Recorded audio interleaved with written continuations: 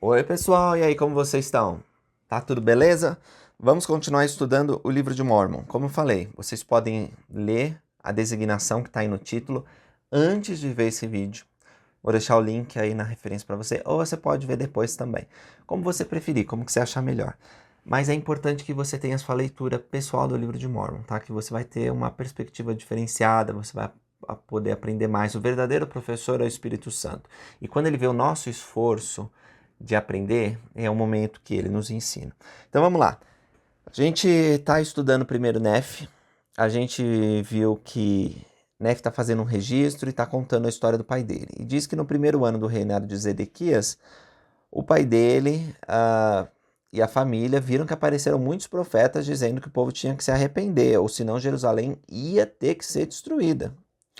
No 5. Portanto, aconteceu que meu pai Lei, enquanto seguia seu caminho, orou ao Senhor de todo o coração em favor do seu povo. Você já fez uma oração de todo o coração em favor de alguém? Às vezes porque essa pessoa estava doente, às vezes porque essa pessoa se desviou do caminho. Enfim, você já orou de todo o coração para que alguém fosse abençoado? Lei orou porque estava preocupado. Ele tinha ouvido as várias profecias feitas pelos profetas de Deus que haviam em Jerusalém. Jerusalém não era muito grande, não. Às vezes a gente pensa que cidade é uma cidade grande do mundo antigo, muito importante, relevante, mas não era muito grande. Talvez tinham o quê? 100 mil, 200 mil habitantes no máximo, no máximo. Então, dava para conhecer as pessoas. A gente sabe que contemporâneo a Lei e Nef tinha, por exemplo, Daniel, que era um jovem, ele vai ser levado exilado, né, para Babilônia. Talvez ele até fazia a primária e a ORM, o jovem, junto com Nef, a gente não sabe. Mas tinha personagens importantes lá. Jeremias é um deles que a gente mencionou e tinha sido colocado na prisão, estava prestes a ser colocado na prisão nessa ocasião. E Lei estava muito preocupado com isso. A família dele vivia lá. Ele viveu todos os dias dele em Jerusalém. Embora ele não fosse judeu, ele fosse efraimita, desculpa, da tribo de Manassés, né? José, da tribo de Manassés, israelita, mas não necessariamente da tribo de Judá. Isso é importante saber, que Jerusalém, embora fosse o reino do sul, o reino de Judá, não havia apenas judeus, haviam pessoas de várias tribos, porque eles tinham migrado em várias épocas, mas principalmente quando Jeroboão instituiu uma religião antiga, muitos desceram, né? Fala lá em Crônicas, porque eles queriam viver a verdadeira religião, adorar o verdadeiro Deus e estar próximo do templo. Então, os ancestrais de Leí, eles tinham... Depois Leí até vai descobrir a genealogia dele quando eles pegarem as placas e vai ser muito grato por isso. Mas o fato é que ele vivia lá, ele amava a terra e não queria que fosse destruída, do mesmo jeito que aconteceu com o Reino do Norte. Então eles precisavam se arrepender. E preocupado, ele clamou ao Senhor de todo o coração em favor do seu povo. É muito bonita essa expressão, né? Todo o coração. E aconteceu que enquanto ele orava ao Senhor, apareceu uma coluna de fogo que permaneceu sobre uma rocha diante dele. E foi muito o que ele viu e ouviu. E tremeu e estremeceu intensamente por causa das coisas que viu e ouviu. Olha só, ele estava orando e ele teve então essa gloriosa visão de uma coluna de fogo desceu e foi muitas coisas que ele viu e ouviu. Não foi revelado para nós tudo o que aconteceu com Lei neste momento particular, mas a gente sabe que ele tremeu e estremeceu por causa das coisas que ele tinha visto. E aí ele voltou para casa, e aconteceu que ele retornou para sua casa de Jerusalém e jogou-se sobre a cama, dominado pelo Espírito e pelas coisas que vira. Então aquelas coisas ficaram na mente dele, e ele foi para a cama. E a gente pensa, né? Nossa, mas jogou-se sobre a cama, o que aconteceu? Lei, a gente sabe que as visões celestiais, porque a gente tem relato de outras visões celestiais nas escrituras e também na história da igreja, a gente sabe que as visões elas tiram a nossa energia física, né?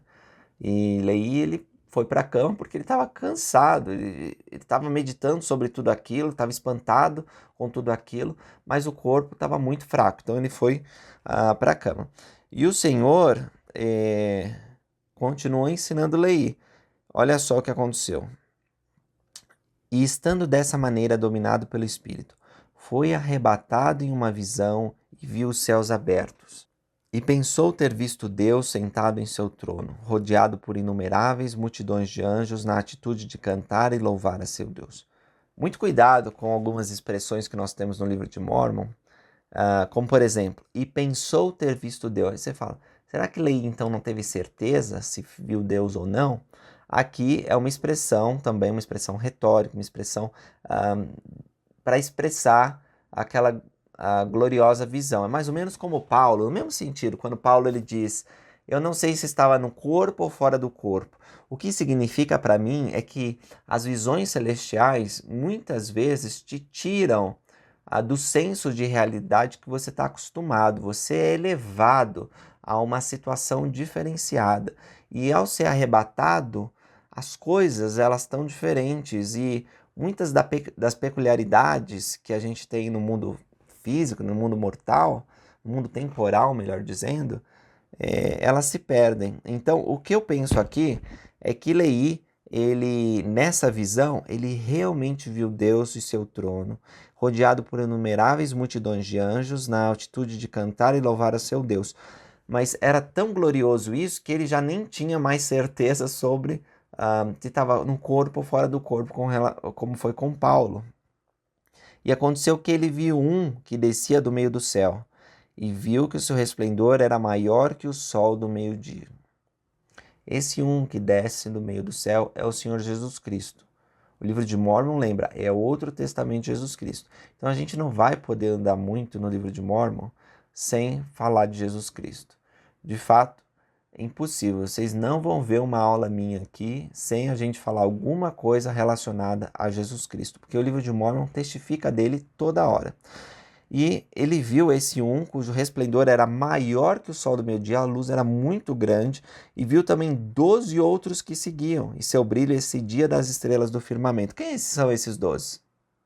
São os 12 apóstolos que Jesus vai escolher em Jerusalém. E o interessante para mim é que Pedro, Tiago, todos estão lá, né?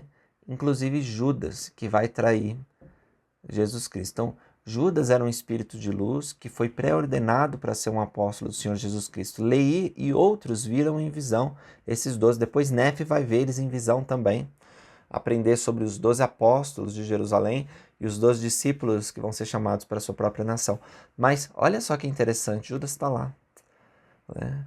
E é claro que ele não escolheu a boa parte, que ele teve um erro terrível, que foi trair o Senhor Jesus Cristo e acabou tirando a própria vida. Mas nós não somos juízes do destino de Judas. O fato é que ele tinha sido pré-ordenado e que era um espírito de luz e ele estava lá quando Leí viu, né? Jesus e aqueles 12. E eles desceram e andaram pela face da terra, e o primeiro veio e colocou-se diante de meu pai e deu-lhe um livro e ordenou que o lesse. É muito interessante isso, que o primeiro se aproxima e dá um livro para Leí. E aconteceu que enquanto lia, ele ficou cheio do Espírito Santo. Todo início de dispensação parece que tem um padrão que se repete. Deus ele dá uma visão especial, como aconteceu com Joseph Smith. Teve uma teofania, uma visão de Deus, e foi dado um livro, né? Para que Joseph traduzisse e trouxesse a luz. Aqui foi dado um livro para que ele lesse. E isso é muito importante para a gente. Deus podia mostrar em visão. Quando estava mostrando os 12 apóstolos, mostrava outras coisas também, mas não, falou para ele ler. E isso mostra que nós temos que usar o nosso arbítrio para agir. Não apenas receber a ação, mas fazer alguma coisa a respeito. Para Leí ficar cheio do Espírito Santo, ele precisava ler. E olha que interessante, isso também mostra para nós que se nós não lermos as Escrituras, nós não ficaremos cheios do Espírito Santo. Nós precisamos aprender com as Escrituras. Enquanto ele lia, ele ficou cheio do Espírito Santo. E olha o que encheu do Espírito Santo dele. Ele leu dizendo, ai, ai de Jerusalém, pois vi tuas abominações, sim, e meu pai leu muitas coisas concernentes a Jerusalém, que ela seria destruída. Aqui ele fala de Jerusalém, que é a capital do reino de Judá, mas está se referindo ao povo que vivia naquela região, não apenas a cidade de Jerusalém, mas as outras cidades circunvizinhas à região. A gente vai ver que Jerusalém, no livro de Mórmon, principalmente mais para frente, nas placas maiores, com o povo que não viveu lá, ela significa muito mais do que uma cidade, ela significa a região, ou seja, o lugar onde os judeus tinham o reino. Então, sinônimo do Reino do Sul. Muitas coisas concernentes a Jerusalém, que ela seria destruída, assim como seus habitantes, e muitos morreriam pela espada, e muitos seriam levados cativos para a Babilônia. E aconteceu que depois de ter lido e visto muitas coisas grandes e maravilhosas, meu pai prorrompeu em exclamações ao Senhor, tais como: grandes e maravilhosas são as tuas obras, ó Senhor Deus Todo-Poderoso. Alto nos céus está o teu trono, e teu poder e bondade e misericórdia estendem-se sobre todos os habitantes da terra. E porque és misericordioso, não permitirá que pereçam aqueles que vierem a ti. Então, a parte que Leí ficou cheio do Espírito e que ele exclamou, grandes e maravilhosas são as tuas obras, não é especificamente a destruição, ver as pessoas sendo destruídas pela espada, o fogo, o domínio de outras nações, escravidão do seu povo. Não. O que ele está vendo é que Deus é misericordioso e que não vai permitir que isso aconteça se aquele povo se voltar a ele. Como ele diz aqui, não permitirás que pereçam aqueles que vierem a ti. Os que estiverem com Deus não iriam morrer. E isso é a grandiosidade e maravilhosa obra de Deus. Era dessa maneira que meu pai falava ao louvar ao seu Deus, pois sua alma regozijava-se e todo o seu coração estava cheio por causa das coisas que vira, sim, que o Senhor Deus lhe havia mostrado. E agora eu, Nefe, não faço um relato completo das coisas que meu pai escreveu, pois ele escreveu muitas coisas que viu em visões e sonhos, e também escreveu muitas coisas que profetizou e disse a seus filhos, das quais não farei um relato completo. Então, Leí, ele aprendia e escrevia. Quando você aprender, quando você receber revelação, você tem que escrever. Quando você viver grandes e maravilhosas experiências espirituais, e elas virão se você guardar os mandamentos, você deve manter um registro.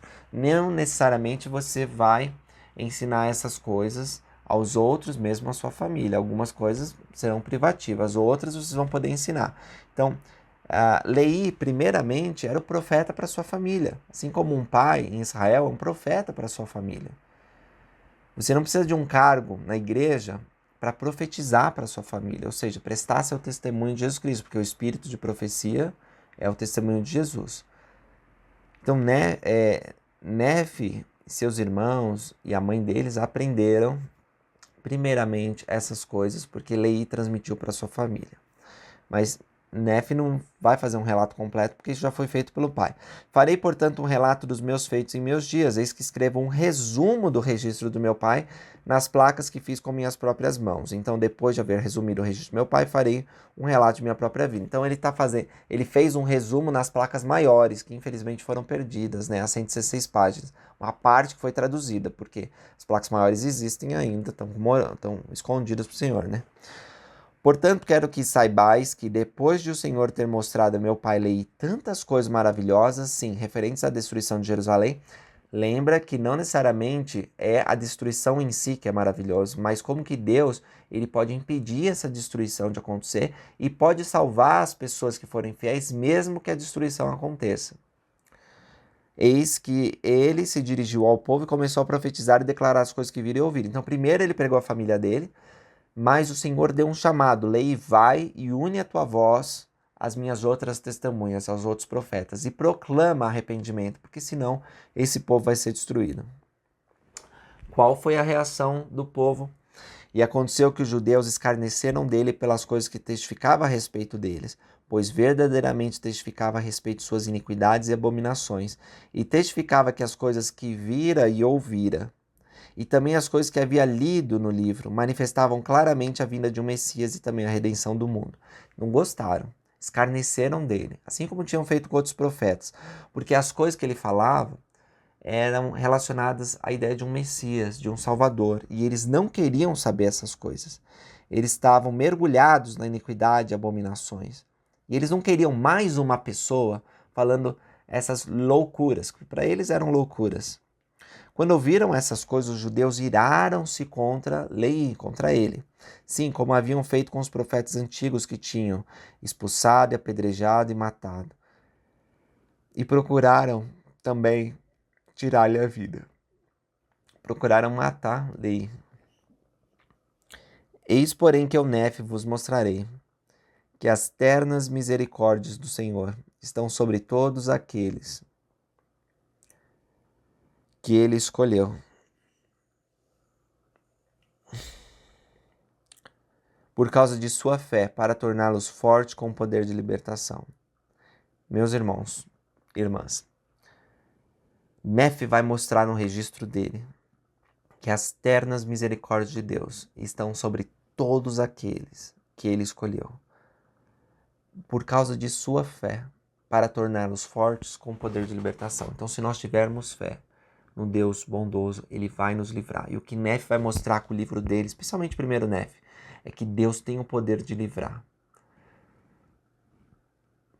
Deus tem o poder de te livrar também. Seja você preso num vício, numa dificuldade financeira, problemas familiares, não importa qual é o seu desafio. Deus tem o poder de te capacitar por causa de sua fé e por causa de suas imensas misericórdias. São tão ternas. Eu gosto da expressão ternas misericórdias. Mostra como o Senhor é bondoso em adaptar as suas bondades em nossa vida, em nossas circunstâncias.